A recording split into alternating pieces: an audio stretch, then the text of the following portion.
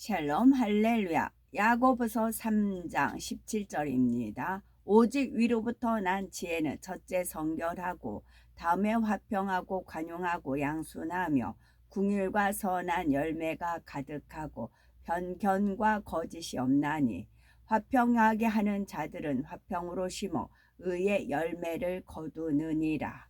아멘. 위로부터 난 지혜 아홉 번째, 편벽과 거짓이 없으려면 화평케 하는 자입니다. 우리가 누구를 만날 때나 어떤 상황에 처했을 때 편벽되지 않은 마음으로 봐야 진실에 더 가까이 접근할 수가 있습니다. 그래서 위로부터 난 참 지혜는 편벽과 거짓이 없는 것이라 한 것이지요. 편벽이 있으면 결국 거짓의 열매를 내게 된다는 겁니다. 편벽이 있으면 거짓 열매를 냅니다. 편벽이 없으면 진실일 땐 열매를 맺겠죠. 어느 한쪽으로 치우치는 편벽이 없어야 범사의 진실을 정확히 분별할 수가 있습니다. 편벽과 거짓이 없으려면 먼저는 약한 자에게 치우치는 것도 진리 안에서는 편벽됨이라는 것을 기억해야 됩니다. 출애굽기 23장 3절은 가난한 자의 송사라고 편벽되이 두호하지 말지니라 말씀하셨지요. 강자와 약자가 다툴 때 사람들은 흔히 약자의 편을 드는 것이 의로운 일이라고 생각을 합니다. 더 힘이 있는 사람의 편을 들면 자기 유익을 구하기 위해 편을 들어주는 것이라거나 비겁한 자세인 것처럼 생각하는 것이지요. 그러나 진실을 분별하기 위해서는 강자나 약자 어느 편에도 기울여져서는 안 됩니다. 하나님께서는 좌로나 우로나 치우치지 않고 정확하게 옳고 그름을 분별하되 사랑과 긍휼의 눈으로 분별하기를 원하시지요. 다음으로 자신이 직접 보고 들은 것이 아니라면 남의 말만 듣고 판단해서는 안 됩니다. 선입관이나 편견을 가진 대상에 대해서는 자신이 직접 보고 들은 것이라도 진실을 정확하게 분별하기가 어렵습니다. 하물며 남의 말만 듣거나 추측만으로 남을 판단하거나 섣불리 단정한다면 더욱 큰 잘못을 범하게 될 수가 있습니다. 만약 어떤 사업에 투자를 한다면 먼저 사전 조사를 철저히 해야 하지요. 거래하는 상대가 신뢰할 만한 사람인지, 사업은 수익성이 있는지 등을 조사하며 꼼꼼히 따져봐야 하는 것입니다. 이러한 사전 조사도 없이 남의 말만 듣고 큰 돈을 투자했다면 사기를 당하거나 큰 손해를 받더라도 누구를 원망할 수 없는 일인 것입니다. 이러한 것은 비단 육적인 사업에만 국한된 것이 아닙니다. 보고 듣고 판단하는 모든 일에 신중을 가해야 마음을 더 반듯하고 공정하게 만들어 갈 수가 있습니다. 어떤 보고를 받을 때 한쪽의 말만 듣고 결론을 내리지 않아야지요. 누군가의 허물에 대해서 보고를 받았다 해도 당사자에게 들어보면 그 내용이 또 다르기 때문입니다. 양쪽의 말을 모두 들어봐야 정확한 상황이 드러나는 것이지요. 하지만 때로는 분명히 잘못을 저질러 놓고 자신의 잘못을 숨기거나 변명하려는 사람도 있습니다. 이럴 때도 그의 말을 그냥 믿어주는 경우가 있지요. 한 사람이라도 그의 말을 믿어줌으로써 그 사람이 마음의 힘을 얻게 되고 힘을 얻어 변화되기를 바라기 때문인 겁니다. 또한 편벽과 거짓이 없으려면 감정과 사심을 버려야 합니다. 대부분의 사람들은 자신과 가까운 사람이나 자신에게 잘해주는 사람에게 좀 더 너그러운 잣대를 적용하지요. 예를 들어서 친하지 않은 사람이 원칙을 지키지 않으면 교만하여 질서를 어긴다, 불의하다라고 합니다. 그러나 자신의 가족이나 가까운 사람이 원칙을 지키지 않을 때는 무슨 사정이 있었을 거라고 생각을 합니다. 아이 싸움이 어른 싸움 된다는 말이 있지요. 세상에서는 자녀가 맞고 들어오면 잘잘못을 따지기 전에 감정부터 올라오는 부모님들이 대부분일 겁니다. 자기 아이가 때린 것은 생각하지도 않고 맞은 상처만 보면서 화를 내는 것이죠. 그러므로 어떤 말을 하거나 무엇을 생각할 때 자기 안에 감정이나 사심이 느껴진다면 늘 자신을 근신하여 다시 한번 살펴봐야 합니다. 사랑하는 사람, 가까운 사람과 관계된 일이라면 더욱더 공의 속에서 말하고 행동할 수 있어야지요. 양순의 항목에서도 설명하지만 능히 취할 수 있는 것도 취하지 않아야 하고 할 수 있는 일도 안 해야 할 때가 있습니다. 특히 직분상 많은 사람들의 눈앞에 드러나는 경우는 더욱 근신하며 절제해야지요. 내가 어느 정도 마음의 의를 이루었다거나 이 정도는 내게 충분히 가다하여 취한 것이 남들에게는 정과 욕심이라고 느껴질 수가 있기 때문입니다. 그러면 이것까지도 상대를 위하여 취하지 않을 수 있어야 하나님 앞에서 지혜로운 사람입니다. 화평케 하는 자, 야고보서 3장 18절에 화평케 하는 자들은 화평으로 심어 의의 열매를 거두느니라 했는데 17절에 지혜의 말씀을 결론 짓는 말씀이지요. 성경을 보면 두루두루 화평을 이루게 됩니다. 성결하게 되면 성결하면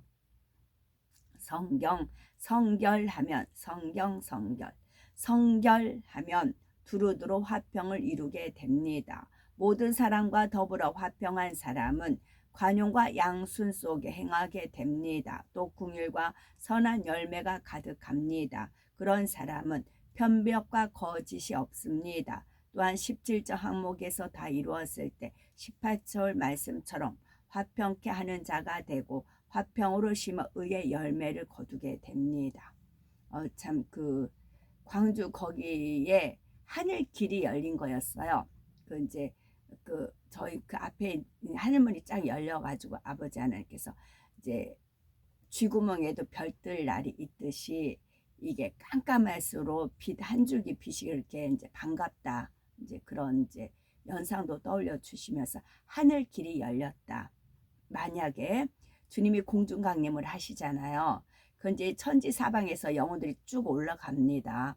그러면 사람이 다니는 데도 길이 있고 또 바다에도 뱃길이 있고 하늘에도 비행기가 다니는 하늘 비행기 길이 있듯이 우리가 휴거를 할 때도 무작정 여기저기 사방에서 올라가는 게 아니에요.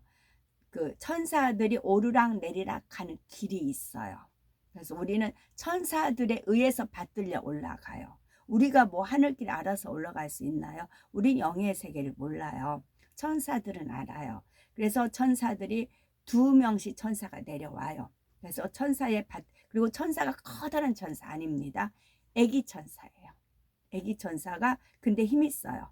그 천사가 와서 우리를 받들어 올려갑니다. 우리는 천사에 이끌려서 올라가요. 그 하늘 길이 열렸다 그러셨거든요. 그래서 제가 이제 거기서 이제 합심기도 이제 할 때 그 하늘 길을 열고 거기에 이제 거기로 기도를 올려라 그러셨어요. 주여 할 때도. 그래서 하는데 그 찬양이 나올 때 이제 찬양을 하나님께서 찬양을 화답하기를 원하시잖아요. 주고받고 그래서 찬양이 믿음에 오니까 저는 아멘 할렐루야 했어요. 그렇게 함으로써 찬양팀도 힘을 받을 수 있고 그 주변에 믿는 사람도 같이 이제 화합할 수가 있으니까 그랬더니 아멘 할렐루야 했어요. 근데 하늘 길이 열렸고 하늘 문이 있으니까 하늘 길이에요. 길이라고 하셨어요. 그 길로 네가 올려라 그랬어요. 그때 주변에 연세 드신 남자 어르신들이 아멘 할렐루야는 교회나 가서 하라고 저한테 그래요. 그래서 저 지금 찬송가인데요. 그랬어요. 저 지금 찬송가인데요. 그랬어요. 그리고 이제 아랑곳하고 이제 많이는 외치지 않았죠. 그래서 아멘 할렐루야라고 외쳤어요. 그래서 더 기도발이 뻗친다 하잖아요. 그게 왜 그러냐면 위에서 문이 열린 걸 알고 길을 알려주셨기 때문에. 그래서 그게 더 뚜렷했어요. 그쪽에서. 그래서 이제 아멘 할렐루야 했더니 아멘 할렐루야 교회 가서나 외치라고 해서 저 찬송 지금 찬송가인데요. 그러니까 찬송가에는 아멘 할렐루야가 어울리는 거지요. 지금 떠올려 주셔서 더불어 말씀드렸고요. 하나님과의 화평을 먼저 이루어야 합니다. 하나님과 화평을 이룬 거죠. 하나님과. 17절의 화평은 주로 사랑과의 화평이고 18절 화평은 하나님과의 화평을 말합니다. 18, 2하고 8 더하면 9예요. 진리입니다. 그런데 사람들은 종종 눈에 보이는 사랑과의 화평만을 생각하여 하나님과의 화평을 깨뜨리는 경우가 있습니다. 진리를 어기고 불의와 타협하면서 이것은 화평을 이루는 지혜라고 생각하는 것입니다. 더불어 믿음 있는 분들은 밀고 나가시라고 3.1절 지금 막 해방을 하죠. 제가 버스 안에서 전 누구누구 이제 욕해 개새끼라고 했다가 또 쌈 붙었거든요. 왜냐면 3.1절을 그쪽에서 자기네 팀하고 화합을 하지 않으면 뭐 종북 세력이다 주사파다 그렇게 몰아붙이잖아요. 근데 3.1절에 저한테 엄청난 역사가 있었습니다. 네, 몇 번 제가 말씀을 드렸는데 다시 말씀드릴게요. 그래서 3.1절이 엄청 귀하고 국회의사당 앞에서 3.1절이 그만큼 귀하다는 겁니다. 그래서 저쪽 광화문에서 광풍으로 이제 미칠 광으로 해서 몰아붙이는 겁니다. 그래서 제가 버스 안에서 전 누구 개새끼라고 했다가 또 싸움 붙었었는데요.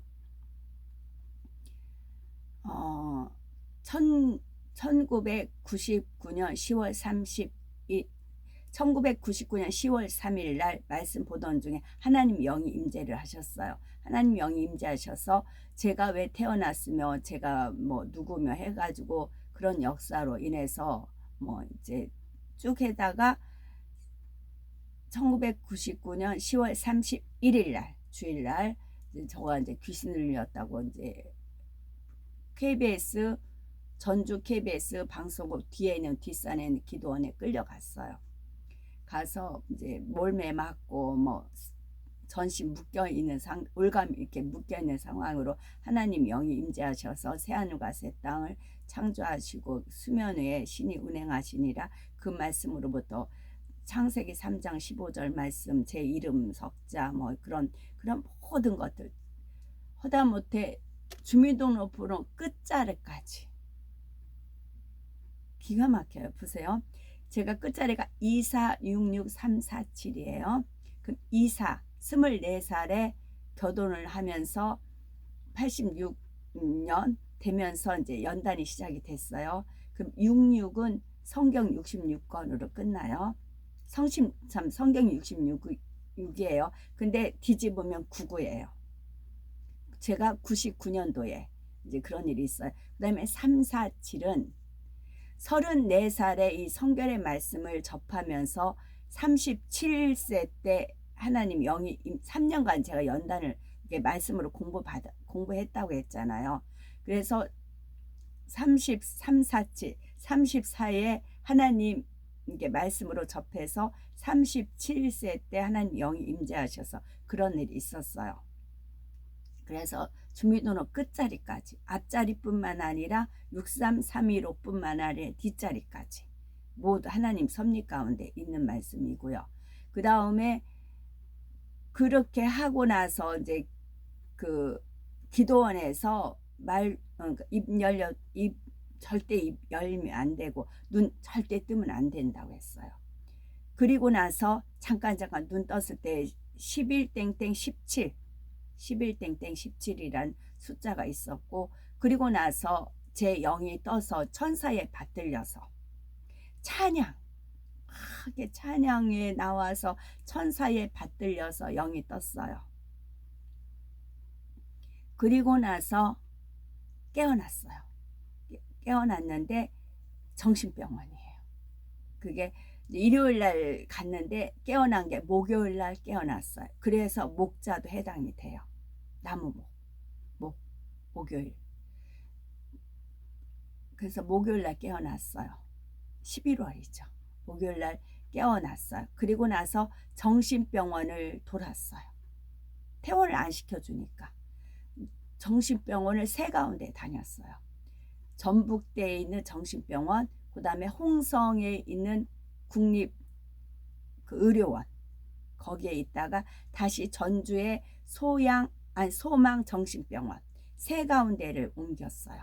근데 세 가운데서는 하나님께서 저한테 역사를 하셨어요. 정신병원은 말 그대로 정신병자들이 있기 때문에 어떤 행동을 해도 정신 이상자라고 해가지고 관여를 안 해요. 그러니까 하나님께서 마음껏 저한테 영적으로 운행하실 수가 있었어요. 그리고 저는 실상 멀쩡하기 때문에 거기에 있는 사람들을 다 하나님 은혜와 사랑 가운데 이렇게 이제 보살필 수가 있었어요. 그 사람들이 왜 정신병원에 돌아왔는가, 그 얘기를 전부 다 들어줄 수가 있었어요. 그래서 그쪽에서 제 별명이 해결사라고, 이제 변명을 하나씩 대라고 하면 저한테는 이제 어떤 분이 해결사다라고 했었고, 그리고 나서 2000년, 그래서 2000년이 됐어요. 2000년 3월 1일 날 3월 1일 날 퇴원을 하는데, 그 전에 제가 워낙 멀쩡하고 좀 남의 일도 도와주고 하다 보니까 그 직원분들이 좋게 봤어요. 그래서 직원분이 이제 언지를 주더라고요. 아침 밥을 이렇게 타는데, 김계서 씨 아마 오늘 퇴원할 겁니다, 그러시더라고요. 그래서 이제 미리 제 있는 소지품이랑 다 이제 나눠줬어요. 특히 어떤 분 성경책 뭐 해서 소지품을 다 나눠주고 나서 아닌 게 아니라 퇴원을 하는데, 그게 3월 1일이에요. 2000년 3월 1일인데 저를 퇴원해서 집으로 데려간 게 아니고, 저를 다른 기도원에 갇히게 하기 위해서, 병원비가 나가니까 기도원에 데리고 감금하기 위해서 퇴원을 시킨 겁니다. 그래서 이제 자동차에다가 이제 저를 앉히고 신우 남편 앉히고 이제 강제로 하면서 가는 거예요. 운전을 가다가 제가 급하다고, 화장실 급하다고, 막 쌀 것 같다고 그랬죠. 그러니까 멈췄어요. 그 사이에 문을 열고는 도망갔어요. 이때 아니면 도망 못 간다. 도망갔어요. 저는 진짜 뭐 하나님 도와주실 줄 알고 도망을 쳤죠. 그러니까 뭐 잡혔죠. 그래가지고 신장로를, 저를 양쪽으로 잡고 질질질 신장로를 끌려다녔어요. 질질질 끌려갔어요. 질질질 끌려가고, 그리고 나서 어느 교회가 부흥에 있다고 그 교회를 갔어요. 이제 교회를 갔어요. 그리고 나서 이제 거기서 이제 뭐 하나님 또 은혜가 또 임해서 울고, 그러면서 3.1절 유관순 뭐 그런 대한독립만세 뭐 그런 모든 것들을 또 막 하나님께서 알려주셨죠. 영적으로 풀어주셨죠. 그리고 나서 또 끌려간 겁니다. 강제로 또 뭐 그쪽 계룡산이라 했던 것 같아요. 공주 계룡산, 공주 아 주야 아멘. 광주에서 아를 빼면은 공주예요. 아 붙이면 광주예요. 그래서 공주에 있는 계룡산에 있는 뭐 한참 산을 올라갔던 것 같아요. 그리고 거기 기도원에 저를 가둬놓고 갔어요. 근데 거기서 도망을 가야 된대요, 제가. 그래서 거기에 이제 도망을 가다가 또 잡혔어요. 그래서 거기에다 저를 둘 수가 없으니까 또 저를 태우고 또 내려와서 전라도 어디 냉천 수영관이래요. 거기를 갔는데, 거기는 그 기도원이 바닥이 자갈밭이었어요. 돌멩이, 그 조약 자갈밭이 쫙 마당에 깔려 있더라고요. 근데 거기를 차를 끄집어, 그게 3월 1일이에요. 계속 3월 1일 날 있었던 일이에요. 저를 차에서 끄집어 내더니 발로 저를 제기기 시작했어요. 구두발로. 그러면서 인연이 도망가려고 했다고. 너 내 손에서 죽으면 죽었지, 너 내 손에서 못 벗어난다고. 그러면서 발로 제기기 시작을 했어요. 그랬어요. 아버지 하나님은 스데반 집사라고 생각을 해라. 네가 지금 스데반 집사라고 생각을 해라. 그래가지고 발로 채기기 시작을 했어요. 발로 채기기 시작을 해서 이제 한평 남직한 그 기도원 방에 갇혔어요. 그때부터 이제 그 한편 그게 3월 1일 날 있었던 스토리예요. 그리고 거기서 이제 쭉 있다가 5월 달에 또 탈출을 했어요. 5월 달에 탈출하고. 그래서 3월 1일이 제가 뭔지 모르지만 3월 1일 유관순 그것도 있지만 굉장히 그런 영적인 그런 아픔이 있는 날이거든요. 만약에 천국에 가시면 핑크성이 있어요. 거기에 그런 것들이 물론 이제 저는 제가 겪은 일면만 말씀드리지만 영적으로 어떤 일이 있었고 믿음의 선진 아버지야 주님이야 그런 것들 동시에 어둠의 세력과 빛의 세력 그것을 동시에 아마 펼쳐질 겁니다. 그게 3월 1일이에요. 아버지는 그날을 푸셔야 돼요. 영적으로 다 맥혔어요. 그것을 어느 교회에서 3월 1일 어디 무슨 이제 커다란 호텔에서 한다고 해서 아버지께서 푸실까 했더니 정치인을 띄우더라고요.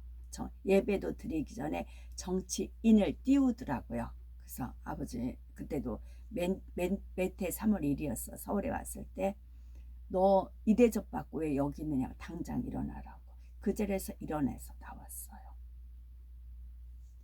그러다가 드디어 국회의사당에서 3월 1일 날 집회가 있잖아요. 그러니까 저쪽에서 광풍으로 막는 겁니다. 그 막는 세력이 어마어마한 거지요. 그래서 3월 1일 어떤 일이 일어날지 모르지만 아버지 하나님께서는 그날 그래서 방해가 있을 겁니다. 그걸 믿음으로 이기고 승리하시기 바랍니다. 아버지도 맺힌 게 있으세요. 그걸 푸셔야 돼요. 저는 그걸 뭔지 몰라요. 저는 저 개인적인 거는 그거고 그걸 아버지께서 영으로 푸시는 거거든요. 그래서 이게 지금 가름은 안 해봤네요. 2000년 3월 1일이었으니까 2025잖아요. 그럼 25가 또 25년 25주년 그렇게 되나요? 그렇게 됩니다. 그래서 제가 카톡 오면은 저쪽이랑 합해하지 않으면 뭐 갈라치기나 어쩌고 저쩌고 말하잖아요. 그쪽은 제가 개새끼라고 했다가 버스 안에서 또 쌈 한 판 붙였다니까요. 그렇다고요. 자, 하나님 말씀. 성경 말씀에 결코 보증을 서지 말라 했고 사랑의 빛 외에는 어떤 빛도 지지 말라 했습니다. 그래서 믿음 형제 간에 재정 거래를 하지 말아야 되고 또 그로 인해서 실족한 일이 생기는 것입니다. 그런데 막상 가까운 사람이 보증을 서달라 하거나 사업 자금을 빌려달라고 하면 이 말씀을 잊어버리는 분들이 있습니다. 믿음의 형제가 어렵다 도와달라 한다고 해서 보증을 서주는 것은 사랑이 아닙니다. 이는 지혜가 없는 것이고 어려움을 자초하는 것이지요. 아예 거저줄 수 있을 만큼 사랑한다면 몰라도 그렇지 않으면 그로 인해 어려움을 당하며 결국은 원수를 맺게 됩니다. 교회 안에서 덕이 되지 못하고 말씀대로 순종하지 않았으니 사단이 역사해도 하나님께서 지켜주실 수가 없습니다. 그러므로 사랑과의 화평보다는 하나님과의 화평을 항상 먼저 생각해야지요. 또한 자기 유익을 구하여 타협하는 것도 하나님의 영광을 위한 화평을 잘 구별해야 됩니다. 다니엘의 세 친구는 우상 숭배를 거부하여 왕의 노염을 사게 되었지요. 그들이 왕과 화평을 깨뜨리지 않으려면 우선 우상 앞에 한 번만 절을 하면 됩니다. 그러나 이는 하나님 앞에 너무나 큰 범죄이고 하나님과의 화평을 심히 깨트리는 일이지요. 그들은 왕과 화평이 깨어짐으로 인해 자신의 생명을 잃을 수도 있지만 하나님과의 화평을 택합니다. 그 결과 하나님께서는 그들의 의를 크게 드러내셨지요. 불물불에 던져지고도 온전히 지킴을 받아 왕과 백성들 앞에서 영광을 돌리게 했던 것입니다. 그 기적을 본 왕과 백성들은 그들을 통해 하나님을 경외하게 되었지요. 이처럼 하나님과의 화평을 지켰을 때 다니엘의 세 친구는 자신들의 축복을 받았을 뿐만 아니라 하나님과 사람들 사이에 화평케 하는 자의 역할도 감당한 것입니다. 많은 경우 사람이 생각하는 의와 하나님께서 보시는 의는 다를 수가 있습니다. 그럴 때는 반드시 하나님께서 보시기에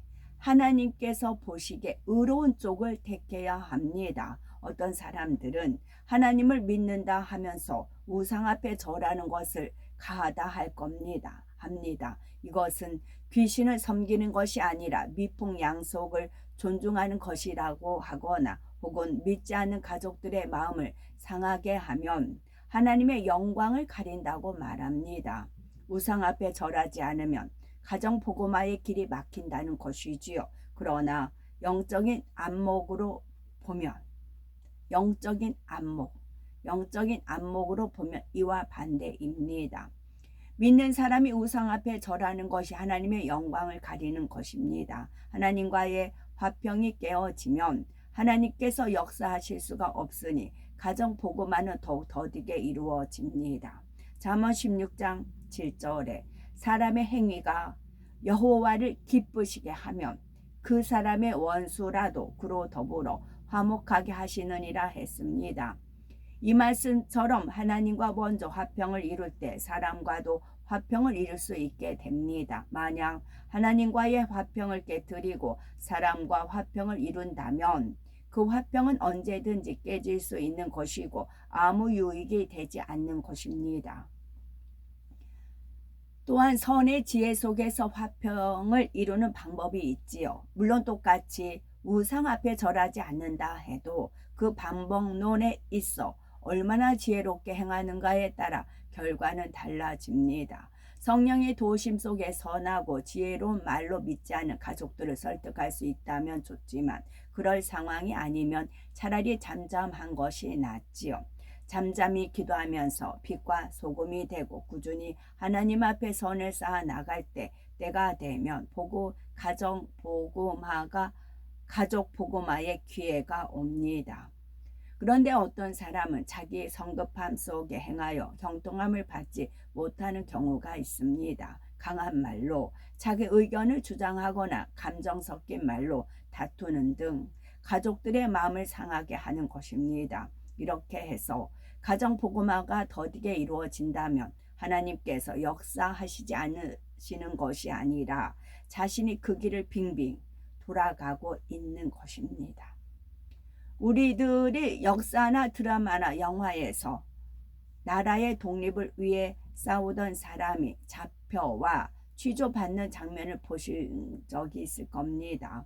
신문 받을 때나 재판정에 섰을 때 독립의 정당성을 주장하는 것은 좋은데 이때 순사의 얼굴에 침을 뱉거나 욕을 하고 판사를 모욕하는 말을 하는 등으로 더 큰 고난을 자초하는 경우가 있는 것입니다. 그래서 한 대 맞을 것을 10대 맞기도 하고 1년 선고받을 것을 3년 받기도 하지요. 이처럼 아무리 자신이 옳은 일을 했다고 해도 자기 의 속에서 불필요한 악을 행하여 더 큰 연단을 불러온다면 이것은 결코 지혜가 아닙니다.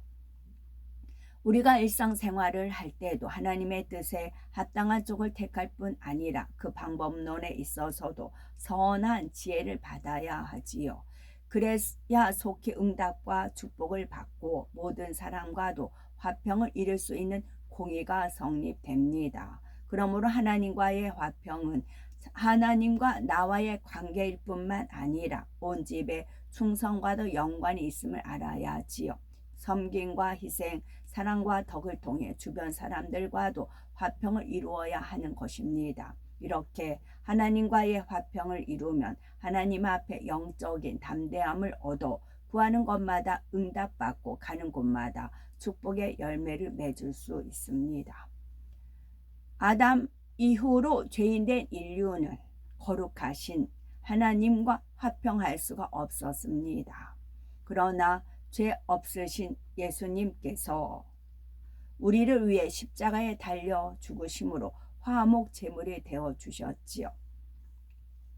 화목 했을 때 월화수목금토일을 이렇게 아버지께서 풀어주신 적이 있어요. 그래서 화목 때 꽃화와 불화가 있다 그러셨어요. 꽃화와 불화가 있다. 목자는 나무목, 나는 없다. 나무목이고요. 로마서 5장 1절은 그러므로 우리가 믿음으로 의롭다 하심을 얻었은즉 우리 주 예수 그리스도로 말미암아 하나님으로 더불어 화평을 누리자 했습니다. 예수 그리스도가 우리의 의가 되어 주셨고 우리는 주님을 믿음으로써 의인이라 칭함을 받아 하나님과 화평할 수 있게 된 것이지요. 그런데 우리가 죄사함을 받았다 해도 그것으로 끝이 아닙니다. 일단 믿음으로 의롭다 하심을 받았으면 이제 행함이 있는 참 믿음으로 자라야 합니다. 죄악을 벗어버리고 성결과 관용, 양순과 궁유 이러한 의를 마음에 이루어 나가야지요. 그리고 그렇지 않고 여전히 죄 가운데 살면 그만큼 하나님과 화평이 깨어지게 됩니다.